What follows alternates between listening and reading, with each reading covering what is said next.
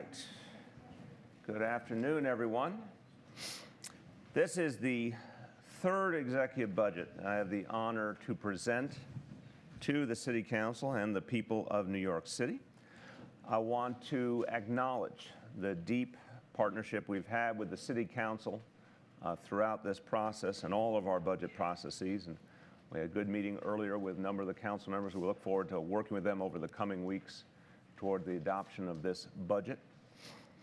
A budget has to be understood as a statement of values, a statement of priorities, and I think you'll see that throughout this presentation.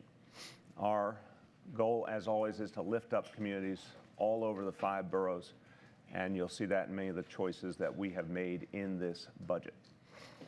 After more than 2 years in office, we have a focus on our vision for the city. We have focused on strategic investments in every neighborhood and in continuing disciplined financial and fiscal management that we believe is the pathway to the kind of results we need for our people. Now, the good news about our city is substantial. Across the city, in many, many communities, we see historic lows in crime. We see an unprecedented number of affordable apartments being built and preserved. High school graduation rate, and this is a very important positive indicator for the city, a high school graduation rate over 70% for the first time in our history. And real financial relief for hardworking families through policies like paid sick leave and paid family leave. We are proud of those achievements. We have a lot more to do, and we present this budget as the next step in our efforts to reach New Yorkers in all 5 boroughs. The budget that we are proposing for fiscal year 2017 is $82.2 billion. And you'll see within it a number of measures that build upon the efforts we've initiated over the last 2 years. Continues the trajectory of progressive, responsible, and honest budgeting. Those are 3 words that we've focused on from the beginning: progressive, responsible, and honest budgeting that we think are what's necessary to preserve the city's progress today and build toward the future. We believe that disciplined spending is the basis for everything that we need to do. It's what will help us be economically strong and make us stronger. It's what will allow us to be a more inclusive city. It's what will allow us to compete globally as well as an economic center. Now, in this budget, we've made investments with our long-term fiscal health in mind. Since we gathered last January for the preliminary budget, we have found additional ways to save money, and we're going to be indicating in this budget $1.25 billion in new savings by the end of fiscal 2017. These savings in the executive budget will pay for nearly all of the new investments that are part of this budget. And this is in addition, again, to the more than $1 billion in savings we previously identified in the preliminary budget a few months ago. Taken together, the preliminary and executive budget savings for fiscal 16 and fiscal 17 total more than $2.3 billion. That makes our citywide savings program the largest spending reduction program for the city of New York in the last 5 years. And it's not done yet. I'm instructing Office of Management and Budget and all our agencies and all of our deputy mayors to find hundreds of millions more in savings in time for the budget modification in November. We're also adding to our already substantial reserves to be ready in case of an economic downturn. I'll outline that in a moment. And we are carefully budgeting an environment in which our relationship with other levels of government has become uncertain in many ways. So I'm going to outline that, but that has also affected our approach to this budget.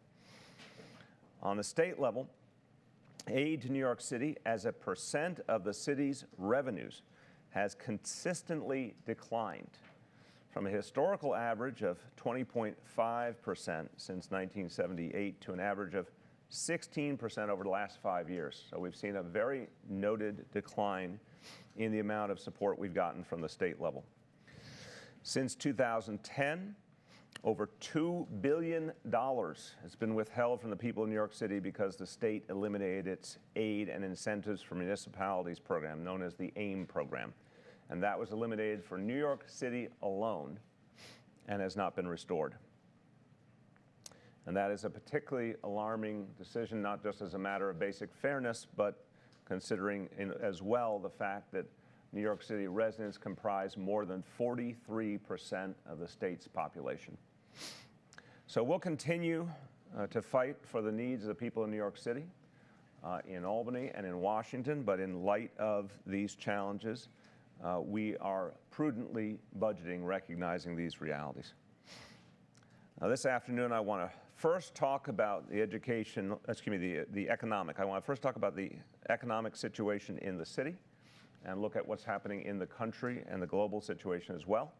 Then I will describe the investments we're making in our fiscal 2017 executive budget, and then we'll take questions on the topic of the budget.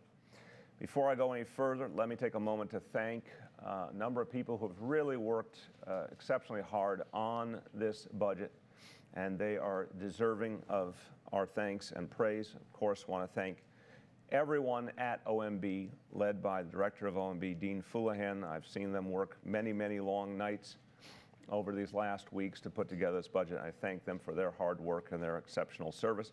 Our first Deputy Mayor, Tony Shores, who has been integral to the process, and his Chief of Staff, Dom Williams, want to thank them.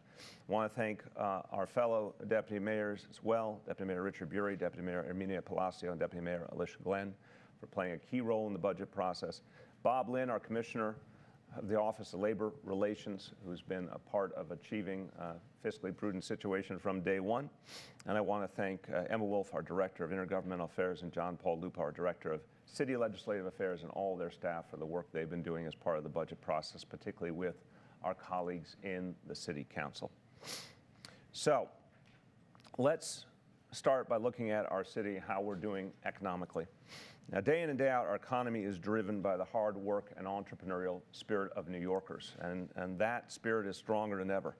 Our job is to make sure that we provide the right environment for that spirit and that hard work to flourish, making sure we have a safe and strong city that grows its own talent and attracts great talent from around the world. And that's what we're seeing more and more. We're seeing a reality in New York City where people who are from here want to stay here, people from other places want to come here. So our population is growing, and our local economy is growing, and not just in Manhattan, but in every single borough. Now, when a city works, people want to be there, and over the past 5 years, our population has grown at the fastest rate since the 1920s. And this is a really powerful new trend I'll point to in a second. So fastest population rate that we've seen since the 1920s, almost a century ago. And we've turned a major demographic corner in recent years. We reversed a 70-year trend. You have to go all the way back to the 1940s. And for the first time since the late 1940s, we are experiencing net positive migration. It means that since 2010, more people have moved here than left. Now we'll see, wait, let's go back. We'll see if is the microphone working? It actually is, okay. So this is, I think, a very powerful chart showing you how consistent the out-migration was. Here we are for the first time seeing people come in, having a net gain in the number of people in New York City, first time in 70 years. Now, part of what is so powerful about this is that this population growth and the economic growth is happening in all 5 boroughs. So let's look at this. We see strongest population growth in Brooklyn, the Bronx, and Queens, but across the board, every borough has been growing. And our overall growth rate, 4.6%. Now, as the city's population grows, so is our economy. We continue to break our own records for job growth.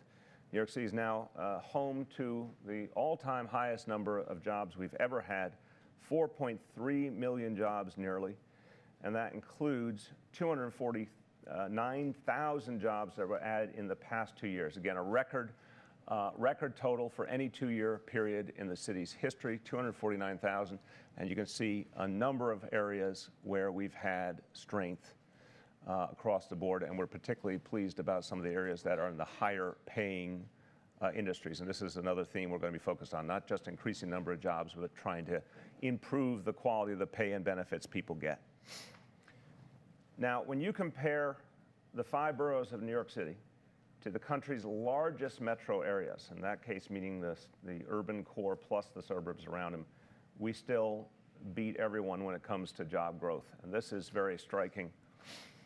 Here's the New York metropolitan area, but here's New York City itself in orange. More job growth in the 5 boroughs than all of these other metro areas in the country, many of which have been booming, but we have surpassed them. So that is something we're very proud of, and you need to look at also in terms of the United States overall, and the fact that we compared again to the U.S. employment growth in these different areas. Again, the orange for New York City, where the graphics folks did a great job. They did the orange and blue together. We admire that. And you see how we have been growing at a faster rate in a number of key industries, even compared to the national rate.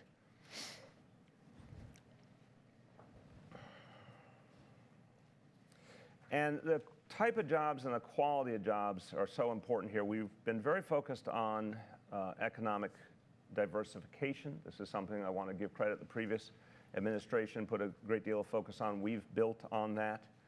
And we're seeing growth in a number of industries. And one thing that's particularly compelling, for the first time in 25 years, we're seeing some meaningful growth in the manufacturing industry. So this chart shows, and this is, the long history over the last 25 years, obviously constant declines in manufacturing. Now we finally see a comeback. And this is a different type of manufacturing. It's more advanced manufacturing. It's manufacturing that requires highly skilled workers and a heavy reliance on selling to the local market. And this is an area we're excited about that we think will be a real growth area going forward. And a positive example in terms of quality of wages and benefits. As of 2014, an average salary, I should say, for a manufacturing worker in New York City was $54,000. That's the kind of salary range we want to see more and more New Yorkers experience. Now, in 2015, as in 2014 before it, we also saw employment growth, again, 5-borough employment growth. This has been very, very important to our vision to make sure all parts of the city were growing. And this one, to me, is amazing compared to what you would have thought 10 or 20 years ago. Truly balanced 5-borough employment growth. Brooklyn in particular, strong. This is what we want to extend upon citywide and keep ensuring that our growth is 5-borough. Now, we're pleased that there's been economic growth, there's been job growth, there's been some wage growth. We're not as pleased with wage growth in general. I showed the good example of manufacturing, but there's still more to do. We know we have some industries that are strong but are still lower wage and lower benefit than we'd like. So we have had some wage growth for sure. We still have not caught up to our pre-recession peak. I think we have that slide. Yes, and this shows that the other thing we see happening now is still new income is consistently going to the top 1%. So of the new income that's been created recently, almost 40% going to the top 1%. So this is a continued challenge, trying to get higher wages to be spread more evenly across the workforce. We know that people in New York City are working hard. Again, it's everyday people are creating these businesses, opening up these job opportunities. We know that folks are trying to create the kind of environment for everyone to have an opportunity. But there's more we have to do. And this is against a backdrop of a relatively stable economy. And again, a lot of good factors for New York City. But as you'll see in the whole process we went through in this budget, we had to think about this cautiously. We had to not only look at some of the good things we're experiencing here, but other realities in the national and international picture. And we like, again, what's happening here, but then when we factored in where things could be going, it made us very cautious about some of our assumptions. So let's look at what's happening in the country. And here you have, these are real worrisome realities. So estimated GDP growth below 1% for the first quarter of this year. Corporate profits down. And obviously very, very pertinent to New York City. Investment bank revenue dropped 19% in the first quarter of 2016. This has ramifications for employment. This has ramifications for revenue as well. So these are real trends that concern us. And then we are going to look at the international picture as well, because these also, too many things happening simultaneously to not cause us pause. So we see this series of downward trends in different global equity markets around the world, but also this reality that recession's underway in some of the key countries in the global economy, and then sluggish growth in other countries. So again, nothing we've seen internationally is giving us a lot of confidence. We see a lot of uncertainties that we need to plan around. Now, we know, again, that this now comes home to us in a number of ways. We particularly know this city, a couple of major industries, financial services on the one hand, real estate on the other hand, very much affected by the international and national climate. And we know all of this affects our tax revenues. So we have started to see a real change in tax revenues. And this is the key point. For the past 5 years, our tax revenues were growing on an average of 7% a year. We saw that decline now. In 2016, we expect it to be about 3.6. Projection for 2017, 1.9.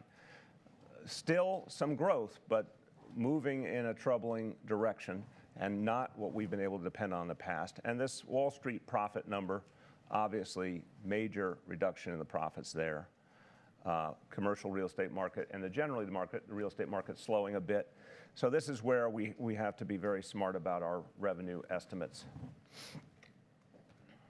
And that's why we are going to do the prudent thing and add further to our reserves. And we've repeated the reserves from last year, but are adding in this case an additional $250 million to the Retirees Health Benefits Fund. So this is a third year running we've been adding to our reserves, again continuing, so that'll be $3.7 billion, continuing the $1 billion general reserve, continuing the $500 million capital stabilization reserve that we created last year to support our capital spending. So we think all the indicators we're seeing demand additional focus on reserves, and we've added that additional $250,000. Now, protecting ourselves fiscally, obviously, one part of it is reserves, one part of it is finding savings, another part of it is the labor front. And I credit Bob Lynn and everyone at the Office of Labor Relations. We're now at 95% of our workforce with settled contracts. We're very, very proud of what's been achieved. We're going to continue that work. We're being very careful also budgetarily about our out-year gaps. We'll come to that a little bit up ahead, but we've maintained manageable out-year gaps. Again, there's going to be a consistent focus on savings. So we said there'll be an additional $1.25 billion in savings by the end of fiscal 17 that we've identified. This is against the backdrop of what we had already set in motion with healthcare savings. So just to give you an update on the healthcare savings, a lot of you were here when we announced the original labor plans that led us to these healthcare savings. So we've met our healthcare savings targets for fiscal 15 and fiscal 16. That's $400 million for fiscal 15, $700 million for fiscal 16. In fiscal 17, we will achieve our goal of $1 billion in healthcare savings, and that will bring us to a total by fiscal 18, the guaranteed savings of $3.4 billion that we originally projected. That will happen. And then we project a minimum of $1.3 billion in healthcare savings every year thereafter. So we've tried to build here a plan that is able to address each and every one of these eventualities that I've described in terms of the national and international environment, but really focuses on making sure our government is efficient, that we're finding savings where we can, that we're putting aside the right reserves, and when we make investments, that we believe they are truly strategic investments. Now let's talk about what we see happening with the state and federal government. This is also a factor that gives us pause and has caused us to be very cautious in some of our assumptions. So we've seen consistently declining support now from the federal government and the state government. On one hand, you could count this in terms of decades. You can certainly see some recent actions over the last few years that amplify the trend. I used the example before of the AIM money that was taken away and has never come back. This last state budget dialogue obviously proved to us that there's additional dangers that we have to address. And we saw cuts proposed in terms of hundreds of millions of dollars each for CUNY and Medicaid that you'll see as you go through. This budget would have had a tremendously negative impact. In the case of Medicaid cuts, would have had a much bigger impact in the years thereafter. This attempt to cut back was very real, as we found out toward the end of the budget process. And the reason that those cuts were averted was because a lot of people in this city stood up and joined us, and we had some real allies in Albany who worked with us. And I want to thank again Speaker Carl Hastie and the members of the New York State Assembly who stood up and defended fairness for the people of New York City, and that's why those cuts were defeated. We know that at the same time as we saw that effort to undercut the city's position, there were some things that happened that were positive in that budget. We're very appreciative of that. We saw growth across the state for public school funding. That was a very good thing for New York City. We saw the city fund our universal pre-K program again, and that's expanding around the state. That's also a very good thing. We absolutely are pleased the state pursued both of those initiatives. At the same time, there's still the unresolved issue of the campaign for fiscal equity. That remains an unaddressed issue after almost a decade. The state shortfall this year would be about $1.6 billion. Had it been in the state budget, the city of New York would have gotten an additional $1.6 billion for education. And again, this was based on a New York State Court of Appeals decision. It's not a debatable matter. We're going to keep pushing for the state of New York to meet its obligation, and that's a decision that not only affected New York City, but many other jurisdictions around the state. Now, at the same time, so there are some areas where cuts were attempted and beaten back. There were some areas where we were able to gain some resources. There's some areas that are unresolved, like CFE funding. And then there's the curious area of homeless funding, where the state in the last budget, not the one just agreed to, but the previous one, allocated $220 million for homelessness programming, anti-homelessness programming, I should say, in New York City. $220 million committed by the state of New York that we have still not seen, that is vitally necessary for our efforts to combat homelessness, to get people out of shelter, to keep people out of shelter. So that's another area of interesting challenge we have with the state of New York when money is authorized in the budget, voted on by the legislature, but then never delivered to the people of New York City. So that's what we've seen to date. Now, what will come up ahead in the state process? Well, a number of issues. We, first of all, are still very dissatisfied with the decision by the state to take away $600 million of our sales tax revenue. We believe that was an unfair decision by the state. That will happen over several years. We don't believe there's any justification for this action. We think it's unfair to the people of New York City, and we will continue to do all we can to change that dynamic. And unfortunately, this, again, is against a backdrop of a number of other things that have been attempted. So now, over years, we've seen efforts to reduce our funding in terms of fighting homelessness, in terms of education efforts, transportation, healthcare. We're now seeing a proliferation, if you will, of the state government looking for more and more places to cut back resources for New York City and to offload obligations onto New York City. Some of those are small, some of those are large, but it has become such a consistent pattern. It's important to speak openly about it. It's important that we do more to address it. Now, That's the state level. And this is important just for perspective because it's also true at the federal level. This is the big picture, and we've seen this. This goes back to '78, so we've seen this consistent pattern. Here's the city again, orange and blue together. This consistent pattern of the city having to cover more and more expenses for more and more areas.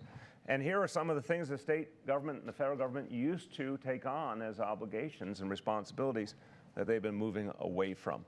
My point is we see that pattern accelerating, particularly on the state side. And that's a deep concern that we have to address. Now, the federal situation is different in some ways, although filled with its own uncertainties. There was a ray of light in the passage of the transportation bill. It was the first time we saw a meaningful increase in transportation funding since 2009. And I was very honored to work with mayors around the country, a bipartisan coalition, to push for that change. That's good news. That's a hopeful sign, but it is after a 7-year drought. And meanwhile, the infrastructure needs continue to go under address. So the classic example of more than 160 of New York City's bridges are more than 100 years old. So we have 160 plus bridges, more than 100 years old, that have been waiting for that infrastructure investment. Again, through the hard work of our congressional delegation and a lot of folks in the Congress who did see it was time for a change, we got some progress that'll be helpful in New York City, but we're going to have to see a lot more like that to really turn the corner. Obviously, on another front, counterterrorism funding. I think we've been more than surprised by the budget proposal that cut funding for the city of New York as part of an overall national cut to anti-terrorism funding. That's something we're going to have to work hard to fight back. The impact on New York City could be almost $100 million. And these are sort of the obvious facts. The unknowable is who's going to be in charge in Washington in January. Who's going to be in charge of each house of the Congress? Who's going to be in charge of the White House? How will they look at cities around the country? How will they look at New York City? So that's the greatest question mark of them all. We've had President Obama as an ally and friend of New York City. We don't know what the future holds. I obviously have my own strong views on that matter for a non-governmental setting, but we have to budget knowing that we don't know what could unfold and what it'll mean for New York City. So those are a number of the challenges. Those are a number of the issues that we face. And we had to decide, therefore, where are we going to find savings? How much to put in reserves? How much are we comfortable spending? What are we going to spend it on? What are smart investments? What makes sense in the overall scheme of things? So now I want to talk to you about some of the investments that we did decide after a rigorous process made sense to focus on in this budget. And I want to start with public safety. So obviously this is the first and most important responsibility of government is to keep people safe. We're very proud of the fact that the first quarter of this year we've seen the lowest number of shootings and homicides of any first quarter of any year in the history of the city. It certainly says NYPD is doing great work and better work all the time. We're always going to focus on targeted and strategic investments for the NYPD. One of the things that we found to be necessary, we heard this from the NYPD and we heard this from the community, is we needed to do more to help Southeast Queens, one of the biggest, most spread out police precincts in the city is the 105 precinct. For actually decades, there's been a desire to create a new precinct to allow for faster and a better response in the neighborhood. So we'll be investing $70 million to build a new police precinct in Southeast Queens, and that will benefit the neighborhoods of Laurelton, Rosedale, Brookville, and Springfield Gardens. Again, this is literally something these communities have been fighting for 30 and 40 years. Now, in the area of safety, we of course have to focus on our emergency medical services. And beginning in January, we're adding 50 new ambulance tours to ensure faster response times to life-threatening emergencies. That'll be including 34 new ambulance tours in Queens and 16 in the Bronx. And we'll be funding those tours through a $5 million investment in fiscal 17 and almost $10 million in fiscal 18. Now, obviously, another crucial element of public safety is the work of our correction department. We have a lot more work to do on Rikers Island and throughout the correction department to ensure the safety of all our staff and inmates. In this budget, you'll see a number of investments. First, $170 million will be invested to fulfill our obligation to create an alternative facility for incarcerated adolescents currently housed at Rikers Island. That's a number, obviously can fluctuate by the day, but it's a number between 100 and 200 young people. And it's something we've wanted to do, and given that it's, thank God, a small number of young people, we have determined that we can make this investment and find an appropriate setting for them. Second, we'll allocate $91 million to create more space at Rikers so that every adult inmate in the general population can have 5 hours of programming a day. This is a crucial determinant in the rehabilitation process, but also in terms of keeping the environment safe and secure for all. So there'll be workforce training, substance abuse treatment, education programs. 5 hours of programming per day will be the standard. Now let me talk about another public safety and another public health challenge. This one's really been growing in so many ways, and I think it's growing in all of our consciousness, and in our resolve to find new ways to address it is growing at the same time. This is the question of opioids. It's become an absolutely terrible scourge on our city, and the number of lives we're losing now to opioid addiction has surpassed the number of murders each year. It's surpassed the number of traffic fatalities. So we have to take aggressive new steps. We started last year ensuring that pharmacies all over the city, we now have 650 pharmacies that dispense naloxone, which is the medication that can reverse overdoses. We're going to continue that effort. We have started the NYC support hotline that will be up and running in mid-October. And again, this will be a new approach that will not only take a call from someone in need or a loved one of someone who's suffering from addiction or any other kind of mental health challenge, but it's going to be actual facilitation and navigation service, ensuring that people get appointments and follow through on those appointments, and the follow-up is done to make sure that they really stick to the plan to help them. This is something that's never been attempted on this scale, and I think it's going to be a crucial piece of this equation, both on opioids and beyond. We're going to put a real focus on young people and educating young people and doing preventative measures, so we're adding substance abuse specialists in schools across the city. And then on top of that, we're investing $5.5 million more in training of medical professionals to reduce the overprescribing of opioids, which is still a problem in the healthcare culture. We're going to be distributing a lot more naloxone, and we're going to guarantee that more spaces are available in treatment facilities and programs citywide. So those are some of the key areas in terms of public safety and public health. Now, I think everyone knows education is first on my agenda. I want to talk about what we're doing to expand upon our equity and excellence agenda. When we announced equity and excellence, we said the goal was that every child would have a pathway to college if that's what they chose. College is not the right choice for every child. Every child gets to make their own decision. But we wanted to give them the opportunity. We wanted to give them the chance to make that decision.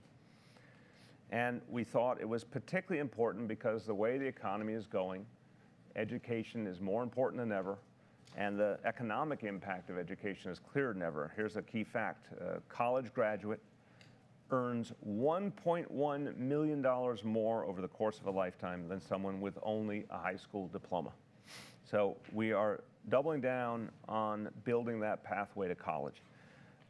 Pre-K was a necessary beginning. Our after-school programs were a necessary beginning. Now the focus will be on getting our youngest students to grade level by second and third grade, reading on grade level, algebra for all our middle school kids, AP classes for our high school kids, and then much more focus on individualized college counseling in our high schools.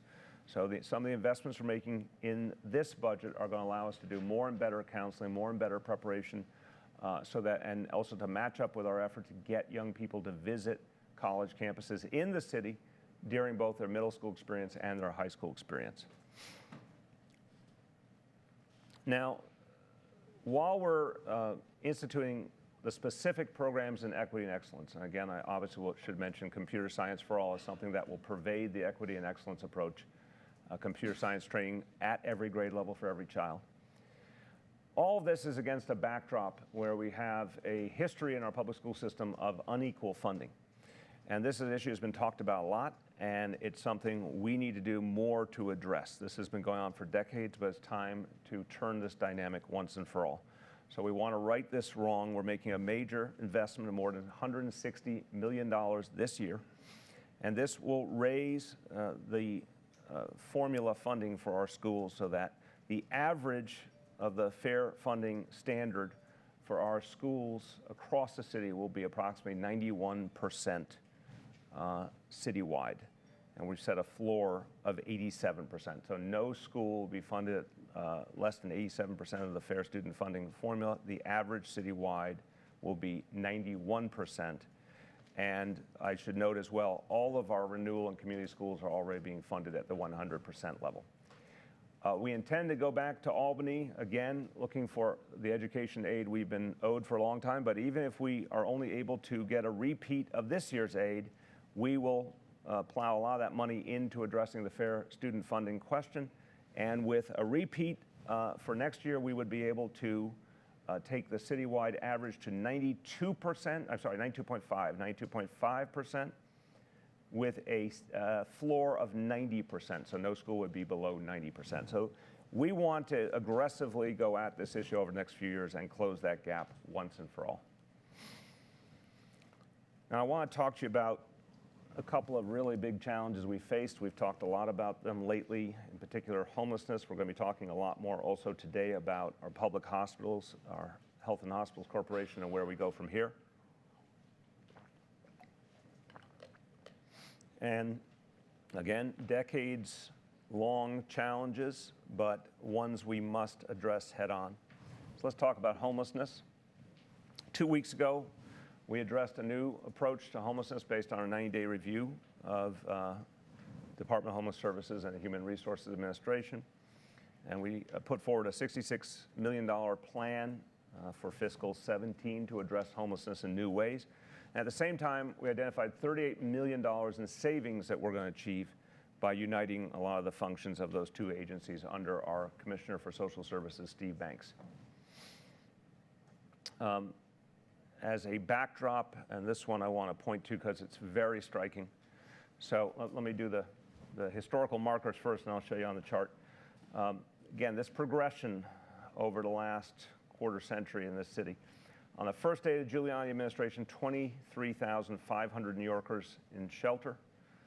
By the time I came to office, that number was over 50,000, so it had more than doubled. Let me show you where we are now. And this is where we are literally just in the last few days, 57,753 folks in shelter. Now, 57,753 is a number we obviously are going to work hard to reduce. We are pleased about the fact there's been some leveling off in the last 2 years, and this is very important. This red line here is what we project would have happened had we not put the investments into anti-eviction legal services and rental subsidies. And again, let's look at the obvious history here. This is when the Advantage program was cut, right around in here in 2011. And this is the sharpest increase we saw in homelessness in those few years from the time the city and state cut the Advantage program. We came into office and essentially restored many of the elements of the Advantage program with our own updated versions, but the same kind of approaches: rental subsidies, anti-eviction legal services, preventative efforts to keep people in their homes. These efforts are now working in terms of allowing us to level off the homeless shelter population.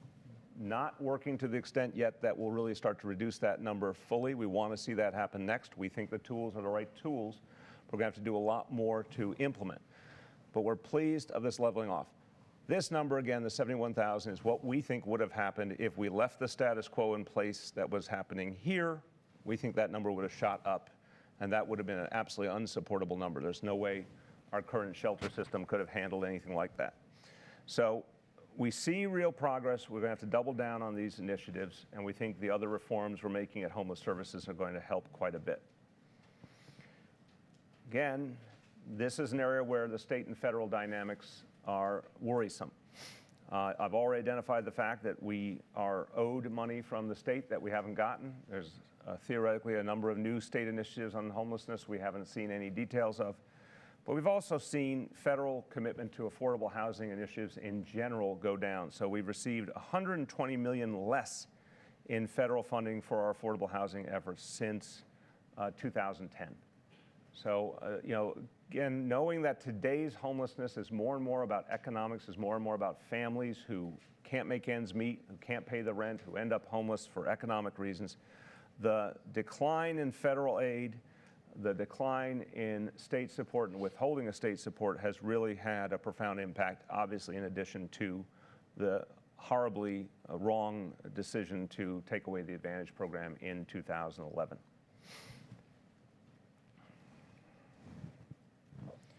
Now, we're going to work very hard in Albany to get some of the resources that are owed to us and to get some of the larger commitments fulfilled in areas like supportive housing. Everyone in this room knows we've pledged and have budgeted for 15,000 apartments of supportive housing. We want to see a similar set of specifics from the state. We want to see a set of specifics from the state on homeless assistance and prevention programs. And in a very, very important additional area, and one that often, sadly, does overlap with homelessness challenges, we want to see more from the state on the End the AIDS Epidemic Initiative and HASA for All. We're still waiting to see details on that set of issues where we, again, have put down our budgetary markers and believe thoroughly in the initiative to end the AIDS epidemic. Now, let me talk to you about, that's the homelessness picture. Let me talk to you about the health and hospitals picture. And again, we talked a bit about this at the time of the preliminary budget, but a certain amount of information will be new because it honestly hasn't gotten a lot of public focus over the years. This is another long-term problem. Our public hospitals are crucial to this city. We have the largest municipal healthcare system in the country. Literally is the foundation of all healthcare delivery in the city in many ways, because all the hospitals depend on the Health and Hospitals Corporation to play the role it does. 11 public hospitals, more than 70 community-based clinics, and see millions and millions of people each year. But the challenges in our public hospitals have been growing over years and in many ways have gone unaddressed. Again, I emphasize this is so important to the city that, to put it in another very simple term, 1 in 6 New Yorkers with healthcare challenges were treated in our health and hospitals facilities. And many of those folks who were treated either had Medicaid or were uninsured or were undocumented. So, as always, Health and Hospitals is willing to help anyone regardless of their ability to pay, and became the place of last resort for so many New Yorkers. But that challenge of providing that service to so many people against the backdrop of declining support over years has really stretched health and hospitals to the breaking point. So this is a sobering reality. The system's facing a projected operating gap of $1.8 billion by 2020. So this is one of the more sobering graphics in the whole report. Here again, the orange line is expenses.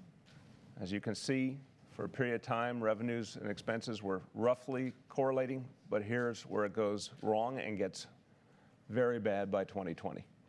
So we have to intervene aggressively here, and we're taking action to close this gap through a combined series of actions, both some investments that we're making in this budget, both for this fiscal year and next, some efforts to create revenue, a plan for $1.1 billion in new revenue, But also, we have to find savings at the Health and Hospitals Corporation. So we've making tough choices because we're going to have to cut expenses as well. And all of this is against a tough environment, a tough backdrop, where the overall economics of healthcare have been changing, federal and state policies have been changing, and unfortunately it's been a perfect storm for the Health and Hospitals Corporation. This has been a combination of factors that have really affected health and hospitals very negatively, and it's time for us all to come to grips with it. And I want to say at the outset, Dr. Ram Raju is with us, who has been leading health and hospitals, has been from the beginning working intensely to create a series of changes and reforms. This is very tough stuff. And this gives you right here a little sense of what he's been dealing with, and we'll be dealing with even more. This is federal safety net funding for health and hospitals, and you can see, again, as a result of well-intentioned federal policies, and I want to emphasize we do believe they're well-intentioned, but here's the kicker. Here's the unexpected or unintended consequence, that severe drop in federal funding. So Dr. Raju and his team have already been making a series of reforms. Under this plan, they'll be doing a number more. And I just want to clarify that, in terms of the federal policies, I'm a huge fan of the Affordable Care Act. I think it's done a huge amount of good for this nation and for the city. But in the construction of the Affordable Care Act, there's not a clear space for the reality of uninsured people. And what we have now in this city is almost 500,000 people who are still not covered by any form of insurance and who qualify. We're certainly going to make a much more concerted effort to reach those people and get them signed up for insurance. But so far, all the very substantial outreach efforts that have occurred, and all the publicity has not led that almost 500,000 people to sign up for insurance. So that's a worrisome area. And obviously, given the political realities of the country right now, it's not a shock to say that the Congress passed an Affordable Care Act that did not recognize the existence of undocumented people. That means almost 500,000 New York City residents who aren't funded in any way, shape, or form for their health care needs, but will go to health and hospitals facilities when they have a health care problem. They're our fellow New Yorkers. We believe in supporting them, but the federal government and its laws don't provide support while we do that. So that combination of features and changes in state policy as well have really created a dynamic that's extraordinarily difficult for health and hospitals. Again, we're going to respond to that with some crucial investments, with a lot of cost savings, with efforts to generate new revenue. We're also going to focus health and hospitals more on an outpatient model. We have to get more people before they become sick, give them the preventative care, give them the primary care that results in people not just ending up in an emergency room or ending up in the hospital bed for something that could have been caught earlier. So we're going to reorient. This is happening with the healthcare system all over the country. We're going to reorient so much of what we do towards primary and preventative care, and we'll go into that in a moment. I want to say at the outset, as we take these actions, we are quite clear it's going to take a very substantial series of simultaneous moves to get this right. And we've put together a plan. Here it is. Under our One New York vision, healthcare for our neighborhoods, transforming health and hospitals. This is going to be our initial roadmap. We're going to be turning to all the expertise in the city government. We're also going to bring in a panel of outside experts to help us. But the notion here is we're going to have to systematically reform health and hospitals while pushing hard for changes in state and federal policies and funding to give us a fairer dynamic that gives health and hospitals more opportunity to do its work while making these changes. Now, at the same time, we know, as I said, we have to reduce expenses, and we will do that aggressively. We have determined from the beginning we're not closing any hospital buildings, but we will bring some additional uses into hospitals, such as a greater focus on mental health and on outpatient care. We will not be undertaking any layoffs, but we will make staff reductions, and those will come through attrition and through retraining and transferring of staff. So it's going to take a whole series of moves to address these challenges we face at health and hospitals. I wanted to say clearly, this is parallels in some ways the situation we've experienced with the Housing Authority, and they share in common that both of them represent the best impulses of New York City and our history in terms of creating a city for all and a city that helps people in need. But both these institutions have suffered from years of disinvestment, and as we've been able to start a process of reform and modernization at NYCHA, so are we doing this now aggressively at health and hospitals. We'll have, obviously, I'm sure there'll be questions about it, and both Dean Fulihan and Tony Shoris, in addition to Dr. Raju and Deputy Mayor Blasio, will be able to go into greater detail on the health and hospital situation.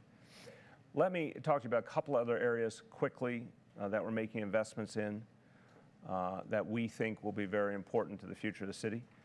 I want to take you back to what was big news a few months ago. Now it seems like ancient history. We had a snowstorm. And it was the second largest snowstorm in the history of this city by, I think it was a ½ an inch in the end. Well, we learned a lot from it. Today we put out an after-action report on that snowstorm and described some of the things we learned from it, some of the recommendations that came out of the process that we're instituting. But one of the most important things was to buy new equipment that would allow us to work on smaller streets in a number of our neighborhoods. So we're investing $21 million in equipment that's going to allow us to have a much more energetic approach in some of the streets that had some of the toughest problems in the last storm. And I'll just run through a couple of quick things. We're putting a big emphasis on other infrastructure areas. We're investing $276 million of our own resources. Again, this is in the absence of the kind of federal support we'd like to see, but $276 million for bridge repair and reconstruction. That includes $244 million for the Egg Koch-Queensboro Bridge and $32 million for additional work on the Brooklyn and Manhattan bridges. And then we're going to continue aggressively our efforts on repaving. An additional $186 million to repave 1,300 lane miles of roadways in fiscal 18. And that will keep up the pace that we have already set and have set for 17. 1,300 lane miles that we intend to do in fiscal 17 will be the most of any year in over a decade, so we're going to continue this very aggressively. And then looking ahead to next year, we're very excited that we'll be unveiling our new citywide ferry service, and we are adding to the budget $42 million to purchase and upgrade ferries and to do something I'm thrilled about, to outfit the Brooklyn Navy Yard to be the maintenance hub for our ferries. We're going to be able to create 155 new jobs at the Navy Yard and the ability to do other important maritime work. So returning the Navy Yard to one of its great historic abilities and what made it famous to begin with. I'm not going to go into a lot of detail on the next one because I think people know it by now, that we wanted to be very clear about something I've been working on for years, which is ending the rental payment as part of what New Yorkers pay for their water. This was essentially money that was siphoned off of water bill payments and put into the city treasury. We're ending that practice. That will save homeowners $244 million combined in fiscal 17, $268 million thereafter per year. And we're going to do this through a one-time credit of $183 for 664,000 homeowners. And then I want to talk to you about the other side of the equation, and this is important. I think, again, I've spoken bluntly about the fact I don't think neither I nor my team did a good job of explaining what we were trying to do with the long-term focus on our water system and our water tunnels. The concerns that have been raised about our water supply, I want to emphasize, refer to a whole different set of areas than the question of the water rate. We've been saying from the beginning we wanted to end the rental payment. We've been working in an incremental way towards this day. We got to the point where we could do it and finish it once and for all. But meanwhile, there's a much bigger question of what we do about our water supply, and particularly redundancy in our water supply to protect us for the future. So we said from the beginning, we have been focused on ensuring that the additional work that should be done to fully realize the vision of the third water tunnel. We've continued to invest. We'll be adding another $305 million into this budget for a total of $657 million. Fully fund and accelerate the construction of 2 shafts that will bring water from tunnel number 3 to Brooklyn and Queens. That'll start in 2020, which is a year earlier than originally planned. So that larger investment is going on as planned to activate those shafts. We'll also be investing an additional $7 million to construct a connection between the third water tunnel in Brooklyn and Queens and the Richmond tunnel in Staten Island. Those are the long-term investments to keep adding redundancy to the water system. But what's new on top of that is we will be immediately moving to activate the third water tunnel in Brooklyn and Queens. Third water tunnel is built. It's built, it just doesn't have water in it in Brooklyn and Queens. The more we addressed the issue of the shafts going to the water tunnel, the more we started to ask the basic question, if we have a water tunnel already in Brooklyn and Queens, if we've had it for years now, why wouldn't we activate it as a redundancy measure? And through a series of discussions with DEP, came to the conclusion that that was the smart and prudent thing to do. So we're adding $21 million in the budget to disinfect the third water tunnel in Brooklyn, Queens, and do the other immediate measures necessary to turn it on. And by the end of 2017, it will be filled with drinkable water. We'll then do all of the work thereafter that needs to continue to fully realize the vision of the more elaborate structure with the additional shafts, et cetera. Just quick notes on resiliency. We're continuing to follow through on our $20 billion plus climate resiliency plan. We're adding $335 million in federal money that's come to us for the East Side Coastal Resiliency Project. This is flood protection. It runs from 23rd Street to just above the Manhattan Bridge. We're going to be, in addition, adding $176 million in federal funds for flood protection from that point, Manhattan Bridge down to Battery Park. And we'll add additional city resources on top of that to complete that project. And just one other, those are all the big infrastructure issues, and I do want to say something about the City Council, but I'll just note this for a quick moment. Again, some of you heard me say this, but just want to note we made a decision in this budget. This is something unusual but necessary in our budget. We want to send a very clear message to the Board of Elections that we do not accept the status quo there, that we need to see fundamental reform and modernization and professionalization. So we have allocated resources that we will hold in abeyance until we have a memorandum of understanding on a variety of reforms. We, of course, will cover all the basic expenses for elections, but in terms of some of the larger investments that we would ideally like to make, we need to see that they will be accompanied by reforms. We'll also be working hard in Albany to support legislative changes to the board that will create more accountability and more professionalization. Finally, just want to talk about the City Council. The Council, we've worked in very positive partnership with the Council. I want to thank Council Speaker Melissa Mark-Viverito and the Finance Chair Jalissa Ferreras-Copeland and all of the Council members and their staff. This has been now a third year of working intensely on this document and on our priorities. And we look forward to a very cooperative process leading up to the adoption of the budget. Some of the things the Council focused on, we did get into the executive budget. We worked hard with them to decide what some of those priorities were. So we're increasing park staffing. So there will be additional facilities open in parks. We are adding funding for beacon community centers and after-school programs in our schools. We're adding additional resources for social workers who will support tens of thousands of our seniors in senior centers. And we're making the largest investment ever in our animal shelter system, opening 2 more full-service animal shelters in the Bronx and Queens. So that's the overall dynamic of the budget. Again, there are a lot of key investments, and this against the backdrop of some really good things happening in the city of New York. But the big picture message here today is we've tried to be very balanced in our approach, very careful, very cautious, given all the other factors that we see around us. And with that, I will turn to our esteemed Budget Director, Dean Fullahan. Thank you, Mr. Mayor.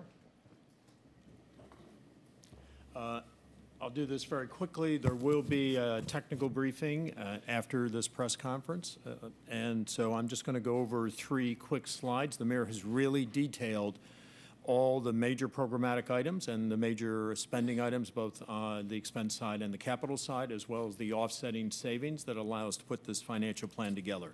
The first table is the one that you're most familiar with, the gap change. What has actually happened in this plan? What are the differences? And obviously, let's start the fiscal 16 and fiscal 17 continue to be balanced. The out-year gaps that we started are on the top line. And then we're able to basically maintain at the very bottom on the out years gaps that are manageable. We've consistently done for the past 3 budgets. Tax revenue forecast, the mayor talked about the decline in the percentage of our revenue growth, and that is reflected in the change here. So in 2016, you're seeing tax revenues are increasing slightly, but that's offset by the recognition that revenues are down in 2014. The health and hospitals. So we dealt with health and hospitals in 2 ways. In fiscal year 17 and throughout the entire plan, fiscal year 20, we are picking up health and hospitals debt service, and that's what you see reflected there. So the 180 growing to $203 million is the city assuming the expense of the debt service. We actually do issue most of the bonds for health and hospitals, and now we will assume the debt service on those. The expense piece, the mayor went through the highlights of the expense piece. Once you look at the citywide savings program, the $522 million in this year and the $728 million next year, the net amount is a savings of 467 in 16 and spending of 495 in 17. It effectively offsets each other. We have been showing for every time we come before you the quarterly changes in the pension system, so there are some modifications, not as significant as in the preliminary budget when there was an increase across the board of the $600 million. The general reserve, which is at a historic high of $1 billion in 17, 18, 19, and 20. The traditional reserve was $300 million. As we approach the end of the fiscal year, we take that down. We are taking that $250 million, as the mayor pointed out, and it is going into the Retiree Health Benefit Trust Fund.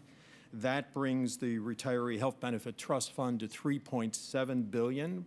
Higher than that has ever achieved, and under this administration, that's $3.1 billion of action.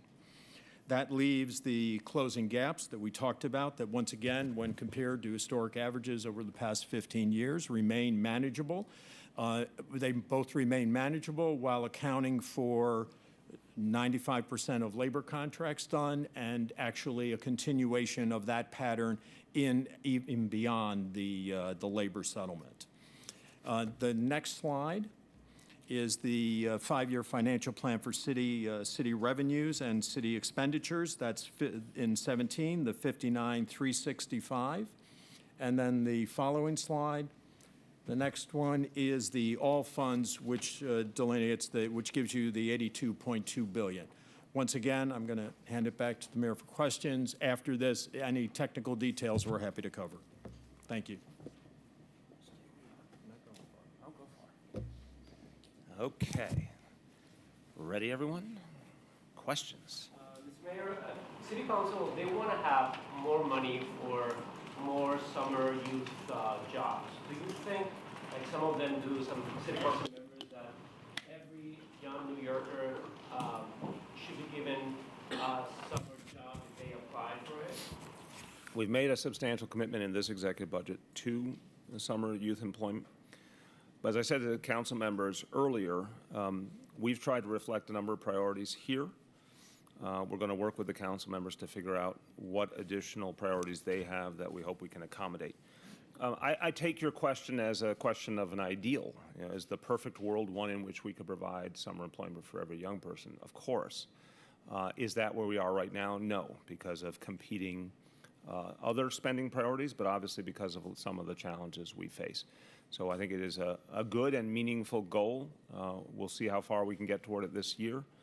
But from our perspective, as we looked at the priorities, we repeated the same commitment that we put in last year's executive budget here. Mr. Mayor, can you break down the $728 million in citywides that you're expecting to get from the Citywide Savings Program? Say again now? The $728 million in the next fiscal year in citywide savings, where is that coming from if you're not cutting any services or jobs? Well, one, we will be putting out a savings book, which will delineate everything we're doing in this, as well as everything we did in the preliminary budget. So in the next few minutes, you'll get that book if you don't already have it. And that will go through, and we're happy to go once again in the technical briefings, but there are several major areas. So there are refinancings that occur. There are debt service refinancings, which we talk about every year, and that actually, that goes beyond the 16 and 17 years, actually into 18 and 19 and 20 of the plan. Then there are reestimates, and then there are the agency savings that the mayor talked about over the 2 years of 500, and we have many examples, and we're happy to go through those. You know some already. When we did the 90-day announcement on homelessness, we talked about $66 million of spending being offset by some $38 million in fiscal year 17. And remind him of his budget figures. But actually, there's some savings in the current year on top of that, which we didn't talk about until we're showing them in this book. And that comes from consolidation of services, purchasing, legal services, other savings that we're finding in the agency. There's the Department of Environmental Protection that is moving to natural gas instead of diesel fuel. There are LED lights at DOT, so they're from the very smallest to major ones. I think it's worth noting that what we're not including in those savings numbers are the health and hospital savings and expense changes that they're going to be driving, which are $700 million by the time of 2020. So that's not included in there, and also not included in that number is what the agreement we had with the Municipal Labor Council, which is producing $700 million of savings this year, and then $1 billion in 17, and we've actually given you the roadmap of how we're getting to that $1 billion. Henry. The budget, on the one hand, has significant spending on a whole variety, particularly the hospitals. And, it's kind of optimistic in terms of short-term revenue. On the other hand, you've got all these conservative estimates of future revenue to the point where it actually increases the gaps in future years. So why are you confident that you can sustain this level of spending on these new programs, particularly the hospitals? Well, I guess I answer a couple of ways, and Dean, jump in after me. Look, obviously, as we've budgeted, we've projected out anything that we've committed to. Some things are, short-term spending, but some things are going to be made consistent. So we projected out, and we've done the math, and we can accommodate it. I think the overall sense here is that we did things that we thought were strategically important here and now. We recognize there's tremendous uncertainties, and our reserves obviously are a bulwark. But I think Health and Hospitals is a great example here.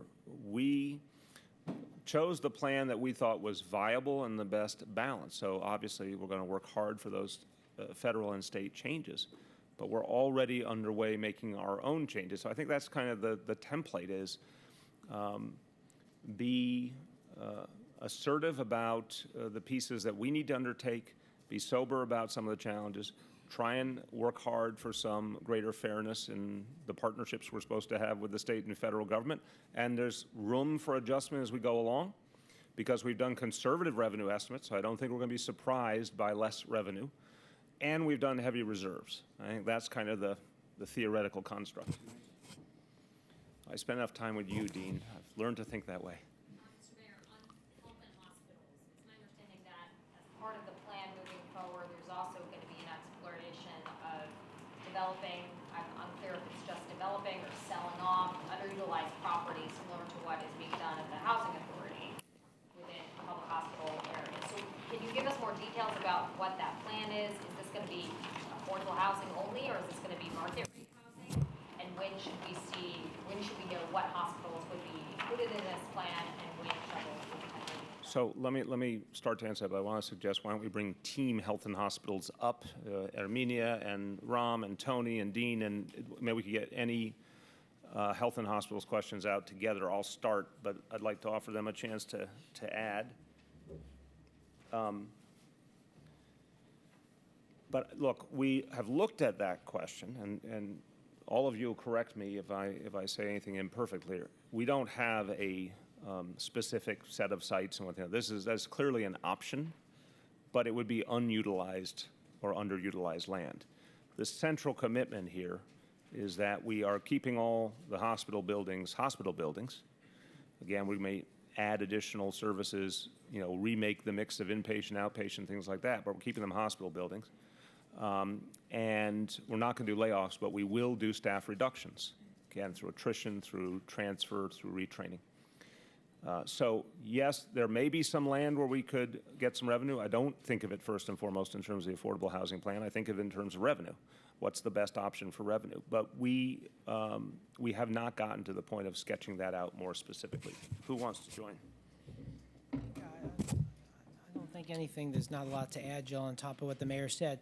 A couple things we know. HHC has a lot of land. Some of it's used for healthcare facilities, some of it's used for related things, parking garages, support buildings, et cetera. So some of that has to be examined as part of this conversation as to whether or not we're taking full advantage of that. Second of all, as some of the changes go on in some of the buildings, though, that could create opportunity to use some of the buildings for other healthcare-related purposes, not necessarily inpatient purposes, but mental health facilities or facilities related to support of other health-related activities. A number of them will also potentially go to be more ambulatory in nature as opposed to inpatient in nature. So it's all part of the broader review that's going to take place over the next few months under the leadership of Drs. Raju and Blasio. But the truth is, there is no question that in a portfolio that big, there should be some opportunities to create some additional resources, and that's our commitment. So market rate development on these sites is on the table. I don't think we're anywhere near yet designating what any of that property would go for, but the question is, are there ways to both use the portfolio more efficiently and perhaps create some revenue? That's definitely something we're going to want to look at. Any other HHC questions? Yes. Bounce off Courtney a little bit. Any estimates off of in terms of like how much acreage there might be that is underutilized? Any estimate, ballpark figures on how many acreage? Yeah.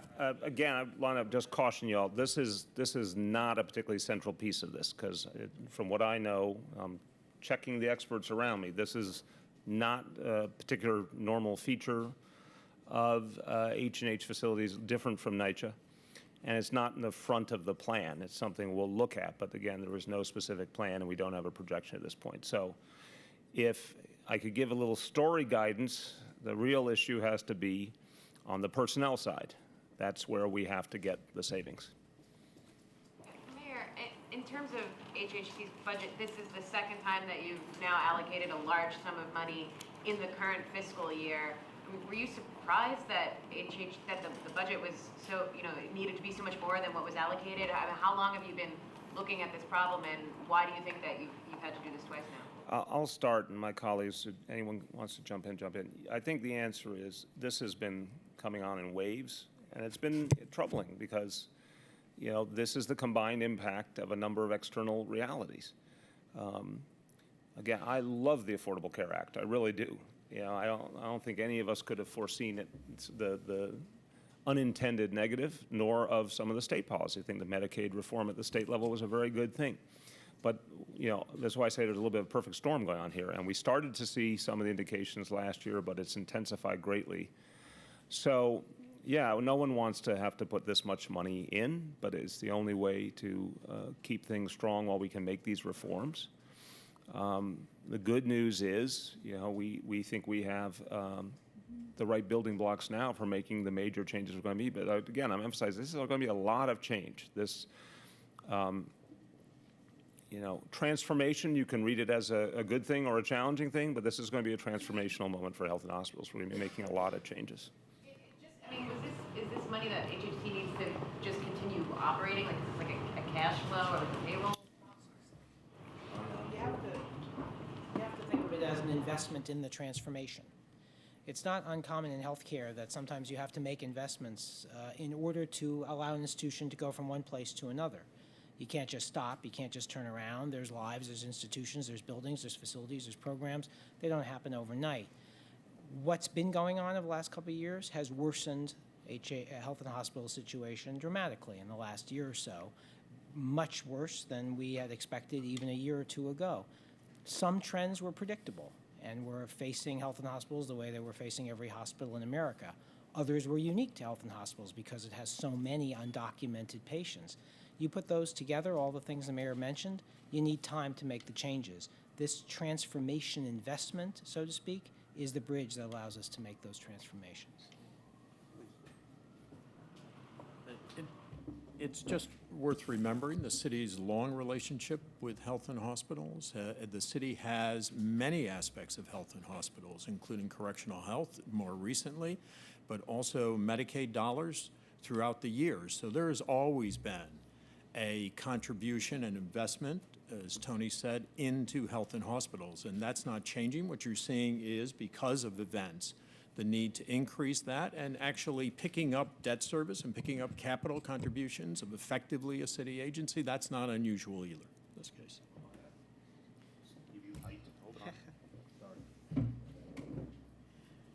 Thank you, sir.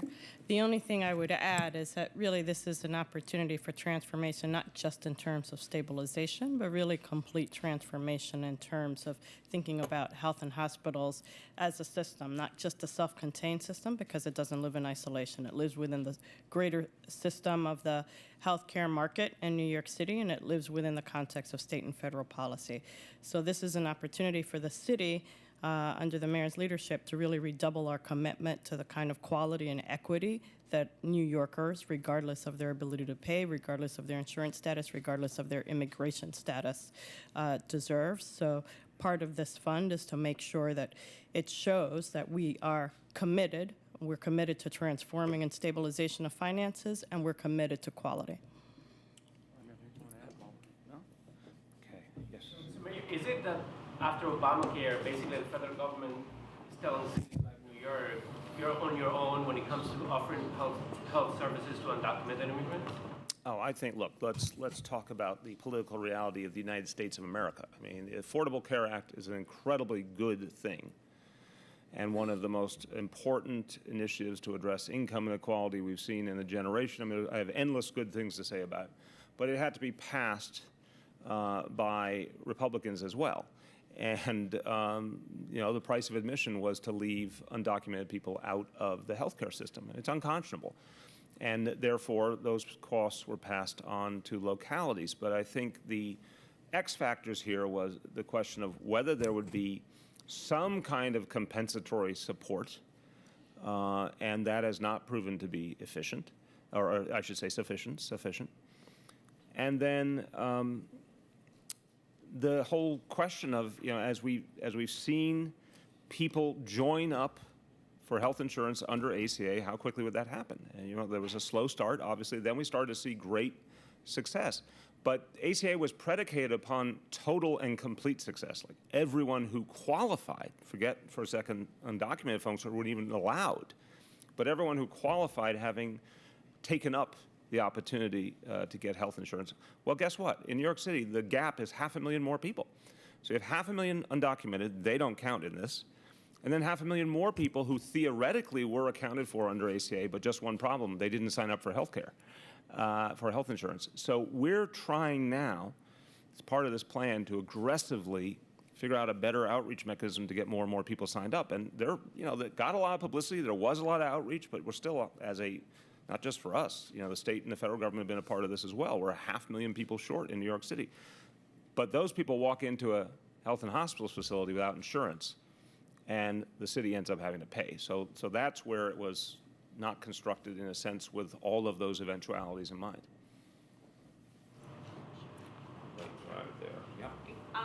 You're putting $50 million in capital money towards a new pool on Staten Island. I'm wondering if you can explain why you. Can I wait a second? I'm sorry. Let's stay the ground. Let's just see if there's other 8 health and hospitals. Let's get them out of the way first, and we'll go from there. Way back. Way back. You're? Yeah, I'm wondering why you changed the name of HHC and how much the Yeah. Ram, could you explain that, please? One of the things we want to do is we are rebranding the health and hospitals because we are in a competitive market right now because of ACA, a lot more people got insurances, so we need to compete for the patients. And we also want to shed the name corporation from it. And second thing is also about health and hospitals. It is not anymore about corporation. And the hospital is redefined in the future not as a brick wall hospital. The hospital really extends into the communities. So we want to really rebrand ourselves that we just not a monolithic hospital system. We expand ourselves into communities. And the cost? I can give you the number. It's not very much. It's all done internally. We did with our own staff. Right there. So the plan for HHC, I'm sorry, I can't remember. We say it all the time. We say HHC. Most of us have been saying it for 20 years, so you're okay. Includes, starting a new program for uninsured people, trying to get the state and federal government to authorize Medicaid waiver funds for that, as well as trying to get the state to agree to retool its formula for disproportionate share hospital payments. Do you have any indication of how willing the state and the governor and the federal government might be on these things? The answer is that, obviously we're going to be pressing hard. The mayor's already been in discussions at the highest level on all of those issues, but they're not unusual in many respects. Waivers have been given to other jurisdictions, cities and states across the country to do things like that. We're not the first ones to ask, the first ones to be challenged. The delay in the implementation of the DISH cuts has already happened once in Washington, so it's not impossible to imagine it happening again. So these aren't unprecedented things. New York's bigger, of course, so it's always a little more complicated for us, but they're not beyond what's happened in the past. What we're trying to do is look at all the vehicles that we could have, put them all on the table, and pursue them all so that we can come up with the most effective quality system that we can. Dr. Raju, a year ago you looked at Metro Plus as a way to boost revenue, and it appears that's stalled, increasing the rolls on that. Could you talk about why that is, how you think that could be improved to get those numbers up on Metro Plus? The Metro Plus is trying to reinvent itself because it was essentially in the past a Medicaid managed care company. Now we offer Medicare products. We also offer what we call essential health plan. These are the people who are just outside the Medicaid, but up to 200% federal poverty limit. We also expanded Metro Plus to include Staten Islanders. So people in Staten Island can join Metro Plus. That happened in January. And we are doing a lot of other things to expand Metro Plus into that. One of the things is the competition for Metro Plus. There are a lot of health plans that are consolidating very, very fast in New York City, and that consolidated health plan is competing for the same patients Metro Plus is competing for. So that gives us an enormous challenge in able to recruit people, able to find access for them, and keep them within our system. Tell people about more and more of the volunteers getting Medicare. Yeah. Because of the changing healthcare field in New York City, more and more voluntary hospitals. In the past, for many years, people didn't really worry too much about Medicaid patients because they pay under the cost. But there is a large competition for Medicaid patients amongst all the voluntary hospitals, and they all want to get the same Medicaid patient, which has been traditionally for decades was our patient. So we are also working in a large competition. Yeah, and I think honestly, and everyone here around me, I'm not the expert, all of them have tremendous experience related to public health and the economic realities of public health. I think everyone's been shocked by the reality of the voluntary hospitals, the private hospitals, aggressively competing for Medicaid patients, when clearly Medicaid patients were not their primary focus in the past. This has been a very big surprise. Tony, you had some shocking statistics. Why don't you share about how quickly that's happened? Yeah, I mean, look, the reality is the big systems, even the very profitable voluntary systems, struggling with some of the same issues we are, which is the shift from inpatient to ambulatory, has emptied out beds in hospitals. One of the ways to keep the beds filled is to now look for customers that they weren't looking at before, Medicaid paying customers who don't pay as well, perhaps, as private insurers, but they do pay. So as a result, many of the voluntary institutions that didn't look to Medicaid at all as a payer base, some of them had 2 and 3% of their payer mix was Medicaid, now have 25 and 30% of their payer mix as Medicaid. They're all struggling in a different way with different challenges. They don't have the challenge of the uninsured the way Health and Hospitals does, but they have the same structural challenges we face, and that's why they're competing much more aggressively for the same Medicaid base that had always been a strong element of HHC's finances. One more thing I want you to do, the leading healthcare system, you gave the example of how quickly it moved from very little Medicaid. Within a year, one of them went from 2% or 3% Medicaid to 25% Medicaid. That's evidence of the kind of competition that Health and Hospitals is looking at. Yeah. The savings on the personnel side, what is the total number of employees of HHC right now? And is the goal to reduce that number? If so, to what? Not how do you get those savings?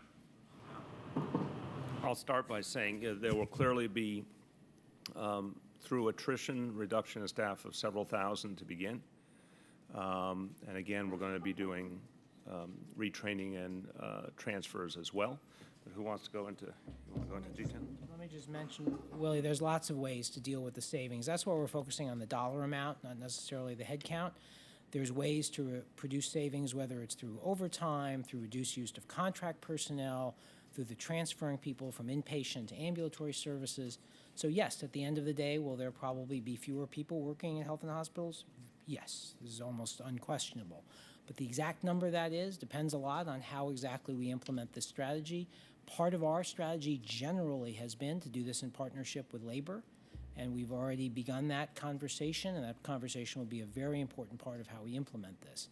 So we don't have a number on the head count, and I don't think we should until we exhaust every way to make the place more efficient before we start losing heads. Current headcount number? Yeah, it's 42,000 is the current headcount. Employees, full-time employees of HHC? Okay, on this topic, yeah. So the 160 million for FY16, that is needed to balance the books now?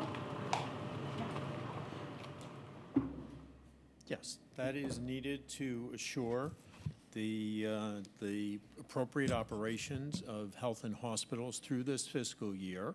Hopefully, and once again, there are many payments that come in at different times. There may be some balance at the end of that year. That would be great. But between what we did in the preliminary budget and what we're doing now, we're assuring that we have enough funds to continue the kind of transformation, the kind of investments that we need to make in the hospital system. If that wasn't added, is there a danger of HHC being in the red? It is the same way we do our financial plan for the city. It was taking a look, doing a very in-depth look over the past several months since the preliminary budget and saying these are the resources we need to do. So we're very confident in those numbers. But to the question, if we Well, had they put in the money, need the funds. There's no question. They need the funds, yes. I think the simple answer is yes. Yeah. That they would have been in deficit. The other point is, and this Medicaid point, which again, this has been one of the most challenging parts of the equation. That number Tony gave, think of a single major hospital system going from 2 or 3% Medicaid to 20-something%. Well, let's face it, that largely came off the back of Health and Hospitals. I'm not saying there's anything wrong. It's, I'm glad voluntary hospitals want to serve Medicaid patients. But the payments that came with that, the revenue that came with that, are literally just flowing right out of HHC and leaving them in the lurch. So we had to find an alternative to bridge to a time we can make a series of other, changes and reforms. Yes. I know that this roadmap released today, spells out what you guys are going to do. Is there a timeline for how this will all be rolled out? Is there a deadline by which everything will be better? Maybe? I like your optimism. Well, I think there are a couple of things that are sort of urgent actions, and one of the things that's an urgent action is really calling on this blue ribbon commission to really help us put some greater detail, put some meat on the bones around this, what you've seen as the roadmap. And to borrow a quote from Risa Louisa More at the Foundation Thinking About Strategy, we have our North Star of where we want to get to, and there's we have a compass, less than a roadmap. We have many strategies that we are going to be using to get there. I think the deficit that we're planning against is that $1.8 billion by 2020 if we don't do anything. So that really is kind of our benchmark around when we want most of these measures to be in play. And just a friendly amendment, and see if Tony, you want to add. I mean, some of this, it's like every other transformational plan. Some of it will start, quickly, immediately in the next fiscal year. Some of it will play out over a couple of years. I'll only say some of it's begun. So investments in the technology, for example, putting Epic in place has already begun. Many of the changes we've already opened up. The mayor opened up an ambulatory clinic, whatever it was, a few days ago in Staten Island, and there'll be more. So the ambulatory shift has already begun. So these are not all new things, but they are actions that the sooner we take, the better. So do we know the percentage of patients that are uninsured or undocumented in health hospitals? We have a total number of 1.4 million patients. 475,000 of them are uninsured. Say again? 475,000 of them are uninsured. 3,000 out of? Out of 1.4 million patients. So almost a third. Yes. Okay, wait back, yep. Call this a rescue plan? Is this a crisis? I'd like you to characterize it. I can say the status quo is unacceptable, meaning if we didn't do something, it would end up being, in permanent deficit. So we have to step in aggressively, and we have to remake public health care in the city. So I would just say it's right now a status quo that will not hold for the future and requires fundamental reform. The $160 million that's being put into FY 2016 to kind of plug the gap for HHC, I mean, it seems like that's kind of sudden given that back in January there was $337 million put in to plug the gap for 2016. How did that kind of come about, like that all of a sudden this, not, a few months, but you have this 160 million that you have to put in there to kind of keep things going? Let me offer a layman's interpretation, and then the experts will jump in. So think about it like a business. They're selling, a set of products, and they don't know what the revenue is going to be until they sell the products. But the point that Ram just made, if you do know of about a third of your patients are undocumented, you're not getting revenue back on that. You don't know how many people come in with how many ailments, but you have to pay the costs associated. You don't know how many insured people you're going to get. You do know you're losing insured people all the time. And so, we see these trends adding up even more quickly than projected. Meanwhile, again, the totality, for example, how many more people get insured under the Affordable Care Act? I think originally there were very, glowing projections of what it would do. Then there was a period of doubt. Then it came back strong, and a lot of people signed up. But again, we wouldn't have known initially would we be 500,000 people short in New York City.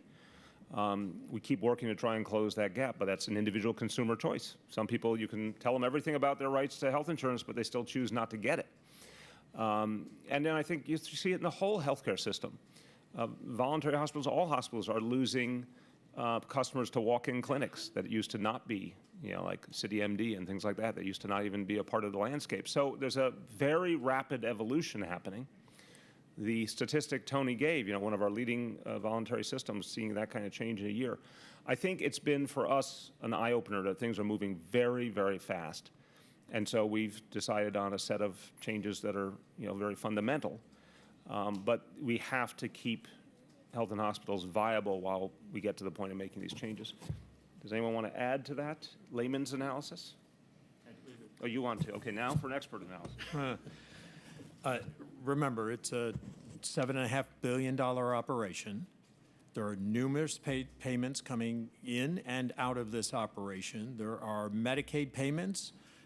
Dr. Raju has Medicaid bills that go back literally to 2012 that sometimes, and the timing of exactly by the time they get through the federal process and the state process can take months.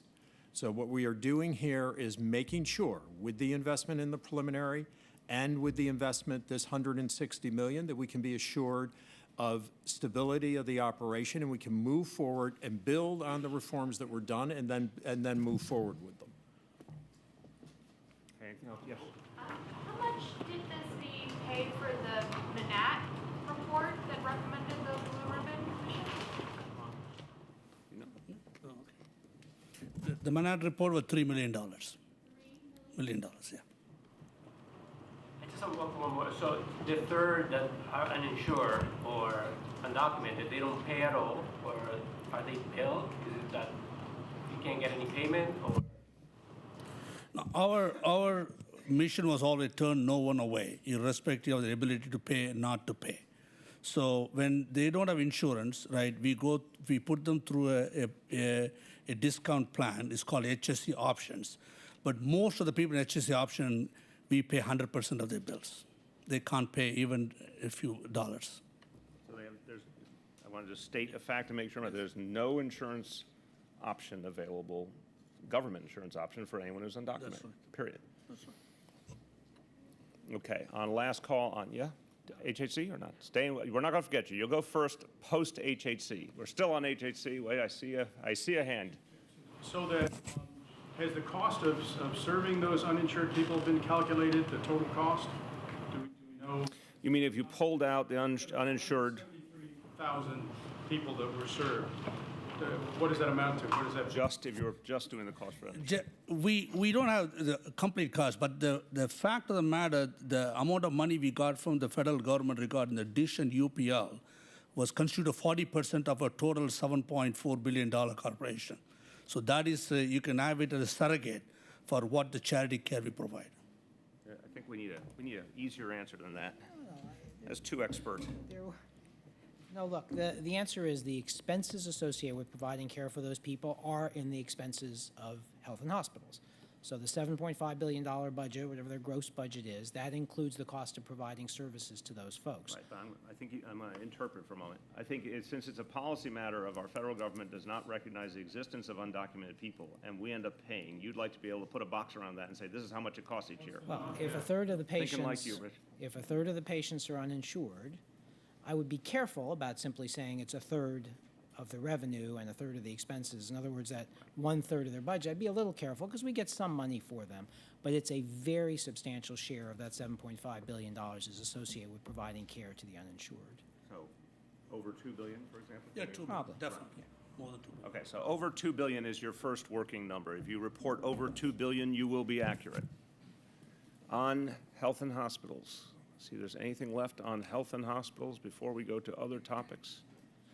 Anna. You are going to spend, or you've set aside about $50 million for a new indoor swimming pool on Staten Island in the capital plan. I'm curious why you've done that before putting any capital money towards critical upgrades at the emergency room and the emergency department at Rumsey.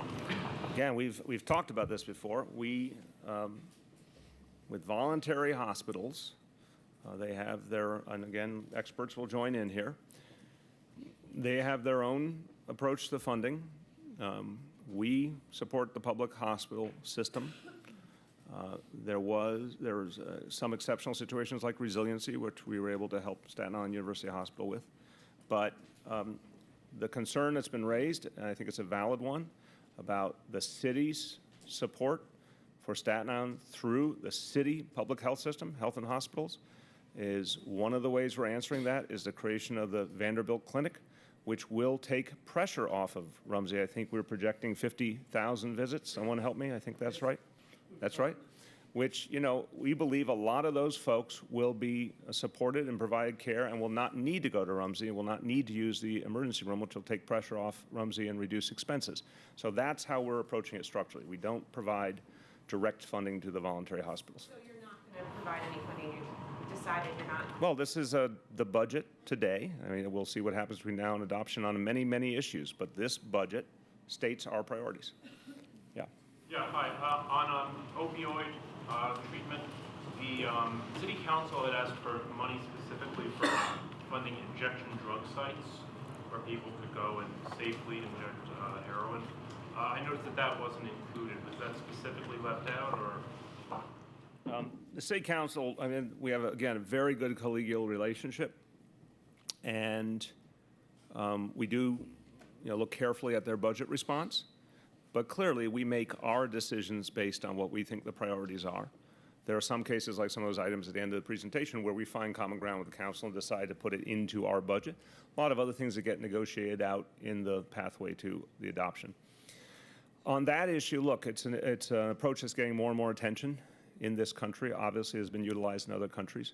We're going to analyze it, and we're obviously going to work closely with our health department and NYPD in making that analysis. You know, it is a challenging approach, obviously, and a controversial approach, but it's one that's worthy of analysis. Yeah. I have one more HHC question. You may. So the report says that HHC is facing a $600 million operating gap in FY16. This doesn't seem like it would fill it. I think what, I don't have it right in front of me, but I can paraphrase what I think is happening. It was looking at how much assistance the health and hospitals have been given over the past 5, 6, 7 years. It averaged those, and that's what you're basing it on. It is not. What we have done in the preliminary budget and in the executive budget takes care of that gap. So that $500 million would be the more appropriate number. So it will not, this will. No, this does not leave a deficit. Yeah, this is the break-even point for fiscal 16. Yeah. Mr. Mayor, you said several things about state disinvestment from the city. I think part of what Governor Cuomo has said about that topic is that when New York City's finances were in a lot of trouble, the state needed to step up more. Now that New York City is doing so much better, the state can step back a little bit. So is that an argument you don't agree with? Yeah, I don't agree with that. I think that's, you know, we have a role for federal government, a role for state government, a role for city government. That's established all over the country. And that is a very different matter. It's just not a consistent argument with the point of what was going on in the fiscal crisis of the 1970s and how the state and federal government should have responded to that. The fiscal crisis of the 1970s, although man-made, you know, put the entire city in jeopardy and would have had a horrendous impact on the state and in some ways even the country had it not been arrested. You could parallel it to a natural disaster in that way, that, you know, there has to be a higher calling, there has to be a willingness of the higher levels of government to step in and do something to help. What we're talking about now is the basic division of labor between each level of government. You know, the federal government doesn't call up and say, hey, we thought about national security and national defense. We're kind of tired of that. You know, could you cover that now? You know, no, there's a clearly delineated set of responsibilities. And when it comes to higher education, for example, you know, it's been very clear what the state responsibility has been historically, but there's been an effort to push more and more of those costs onto New York City. Or Medicaid, another example, the effort to put more and more costs onto New York City. Well, meanwhile, what I've said very openly, I've said the same thing to the governor, we are the government of last resort, whether that means taking care of undocumented folks and people in you know, people who are poor, people who are homeless. We have to cover those needs. State and federal government can walk away. We're still left having to deal with this situation. Equally, in the event of an economic crisis, I guarantee you the federal government and the state government will close their doors quickly and not provide us help. So that's why we have that heavy focus on reserves, because we know we'll be having to defend ourselves in those circumstances. So no, the problem with that equation is if the state keeps that logic up, it will walk away from any number of commitments, put them on the people in New York City, and then, God forbid, there's bad times, state will be absolutely unaccountable to the people in New York City, even though it's 43% of the state's population. Yeah. Is there money in this budget for the MTA capital plan? It's what was announced previously, is there? Okay, in the back. Another HHC question. Can you take us through what happens? A patient comes in, he or she needs services, says, I don't have insurance. At what point do you determine that the person is not in the country legally or is homeless and American? And how do you make the determination? We'll bring forward Rom. As a patient walks through the system, we check demographics of the patient, where they live, their telephone numbers, and what the status is, and their insurance status. And at that point, we know that the patient doesn't have any insurance. So at that point, we'll try to get them into HHC options, which is our discounted program. And if they say that they don't even have the money to pay for it, then they become fully subsidized by us. So the feds will pick up the cost of someone who's in the country legally, but they won't pick up. Let me start with one point before you come in. Let's be really clear about the point, I don't know, it was Dean or Tony made. Picking up the cost suggests actually giving us money. So what's the farthest back bills we think we're still waiting on Medicaid reimbursement, 2012? Yes. Okay, so we have some bills that are 4 years old. Again, this gets to another variation on the question of the relationship between local governments and state and federal government. And I know my fellow mayors around the country feel this too on both sides of the aisle. Really neat trick to owe us money and not pay us money. So there are situations where someone's clearly, they've got Medicaid, all that, but that's not the same thing as HHC getting the money. But go back to the original question. So the question would be, even for Medicaid patients, insured patients, right, there is a delay in getting the money because some of these people who really have this is a complicated Medicaid economics. So sometimes we have to really have negotiation with the state and the federal government, and we negotiate with them, and sometimes the payments doesn't come for at least 2-3 years later. Yep. Are you concerned at all about the political backlash potentially about attributing the attribution of so much of this to undocumented people in the city? No, it's not said anything but support and respect for the undocumented. I think people know, this is a city that fundamentally embraces immigration, respects all people regardless of documentation status. That's why we have ID NYC. That's why we provide legal support to make sure families are not separated and deported. I think our history here and the relationship between all city agencies and the undocumented, which involves not asking people status, I think that's pretty well established. I think what we're talking about here is actually the flip side of the equation.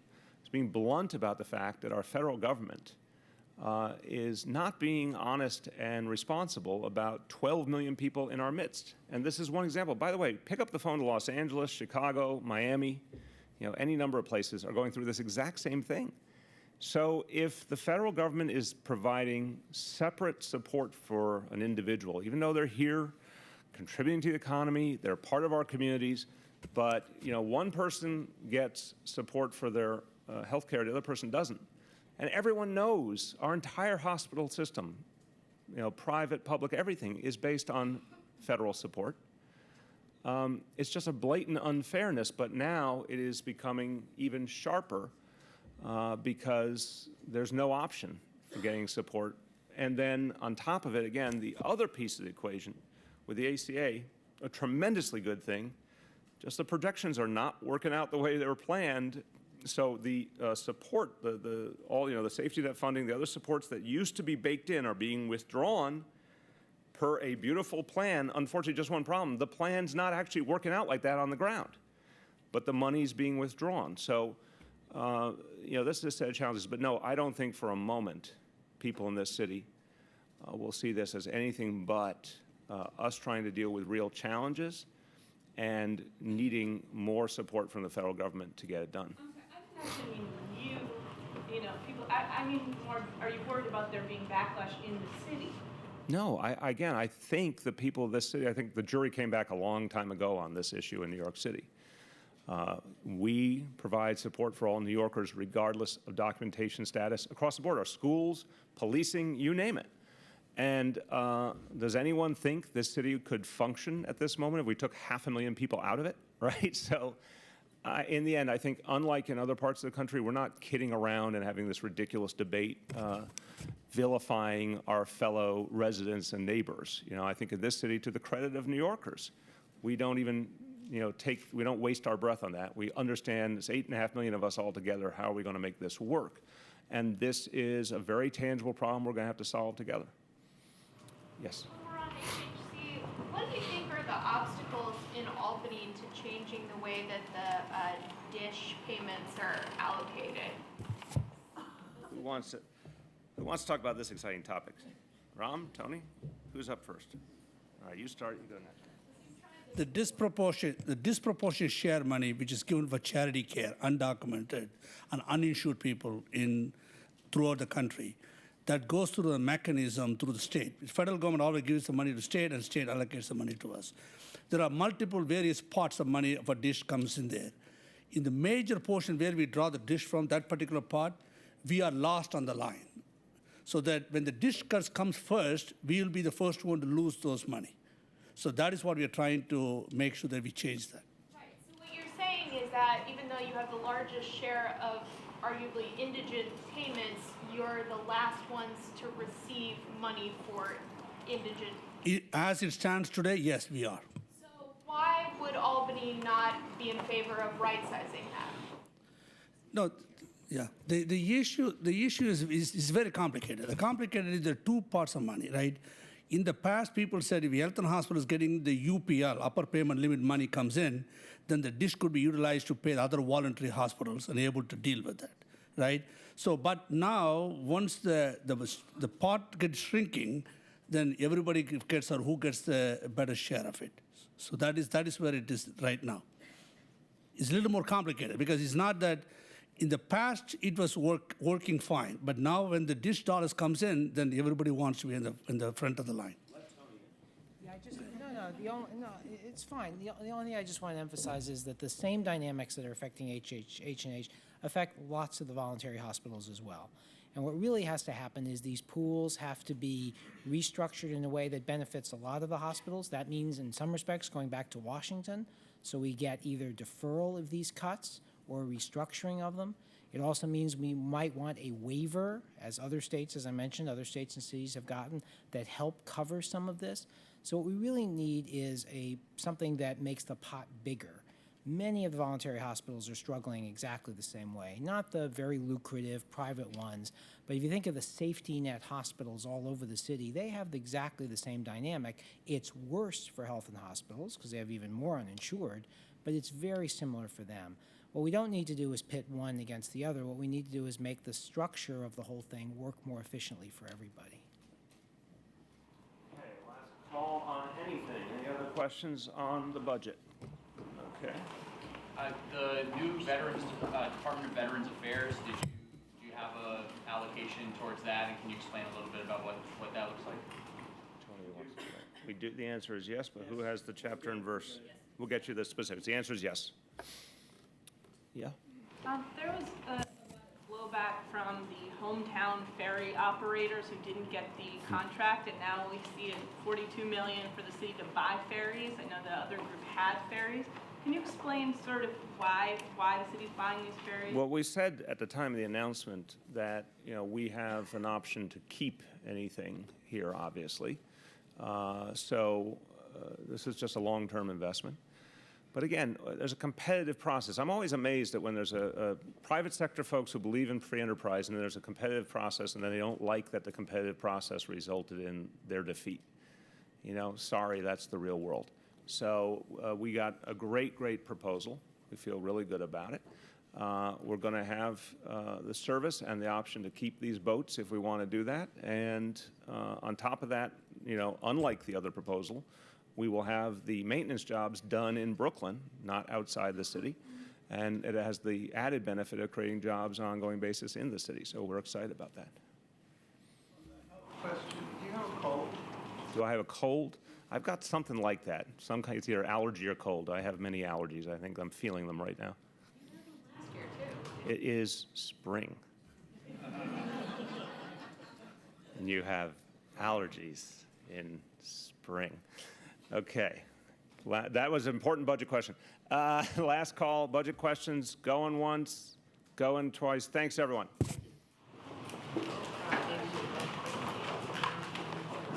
That's right.